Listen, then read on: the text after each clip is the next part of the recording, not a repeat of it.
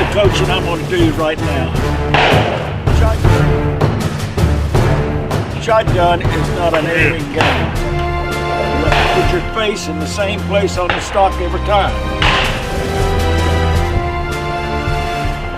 So that's all I'm going to tell you. Perfect. I like it. Who's up first? Oh, cool. All right. Hit. Shot behind. Safety, Matt. Safety.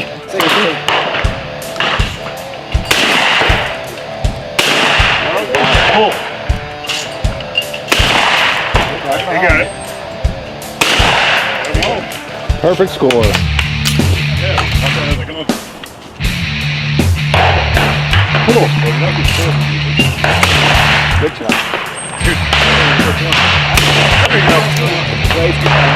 Pull. Oh boy. There you go. Pull.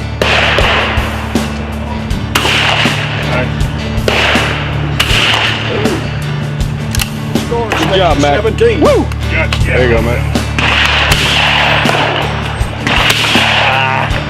That second one comes out a little quicker than I thought it was going to.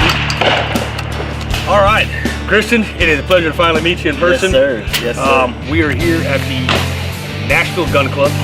You are. For the Ronald McDonald Sporting Clay Tournament, and we are raising money for the Ronald McDonald House, and it's specifically for kids in cancer, correct? Yeah, so it's for families. It's a family environment, so it is obviously focused towards kids. Mm-hmm. So when families have emergencies come up, if their kid's in Vanderbilt and they can't afford a hotel or a place to stay, and something happens, Ronald McDonald House opens up their doors to provide basically a free place to stay for those families. That's awesome. And it's right there close to the hospital, so that they can be there in a moment's notice if they need to be. So Sure.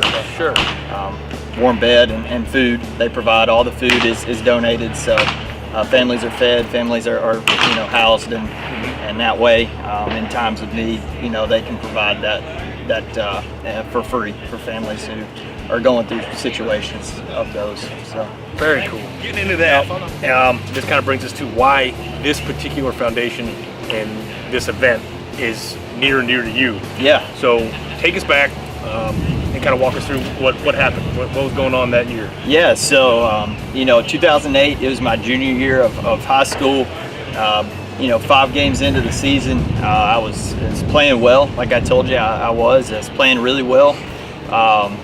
I had a game where I had thought I'd had some head injuries, so I got hit, passed out, was having to get out of that game, so I got pulled from that game.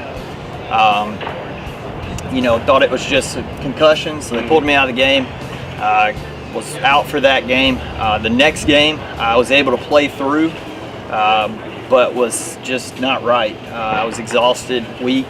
A couple times during the game I'd take off running and collapse, and I kind of knew something wasn't right. So I went home that night, kind of told my mom. I said, something doesn't feel right. Mm-hmm. I'm weak. My muscles keep collapsing on me, and it's More than just a concussion. yeah, it was something weird. I knew something was going on. I didn't have a clue what it was, but I told her, I said, let's run to the doctor. So went to the doctor that next Monday. And I played that Friday night. Went to the doctor the next Monday, and the doctor kind of examined me. Told me that he had some suspicions of some things. Thought it might be mono. But wanted some immediate results, so he ended up actually sending me to Vanderbilt Children's Hospital. Oh, okay. So that night I went to the hospital, I was in the ER, and thought I was getting diagnosed with mono, and about 11 o'clock that night, they had called my dad up there and got him and my mom together in the room with me, and had disclosed that I had a rare form of leukemia. So I was diagnosed that night, admitted that night, and went for surgery the next morning to get my port placed to start chemotherapy. It was numbing, man. I honestly didn't know what to think, and it all happened so quickly. I really didn't have time to process it for a couple days, and it wasn't until probably 5 days later that I truly had kind of realized what happened.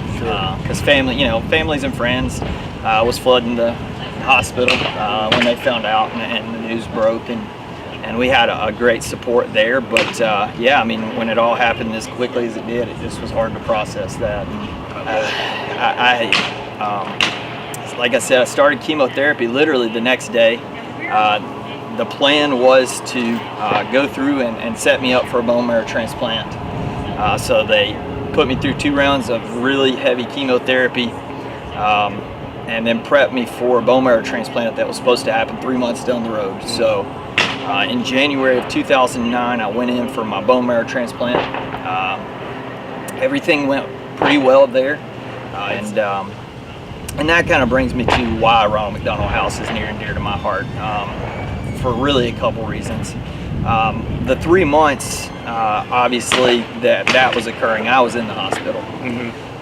But for another 3 months after they finally released me, when all of that was cleared and I could finally get quote unquote released, you've still got a lot of uncertainty. Sure. And you're still very weak.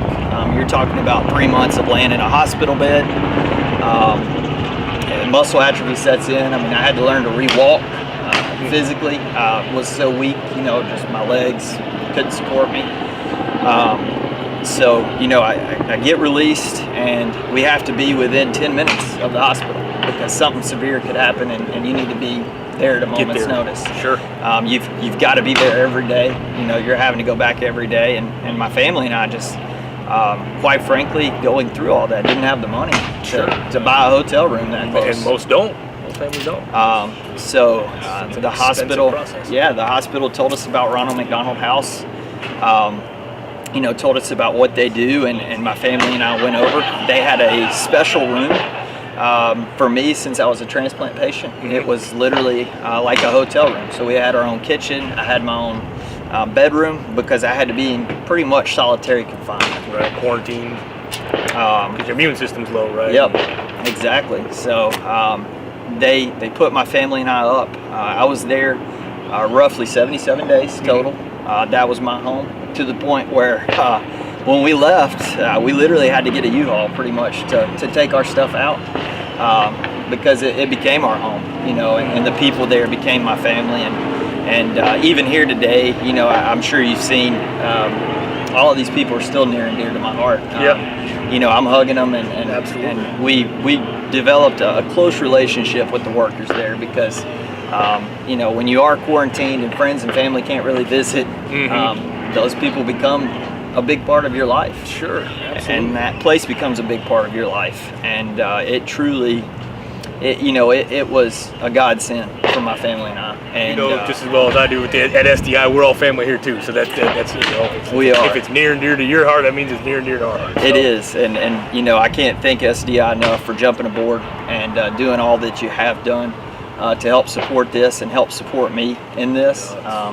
It just Ronald McDonald House's family, SDI's family, and when one family helps another, everybody wins. Absolutely. So. Absolutely.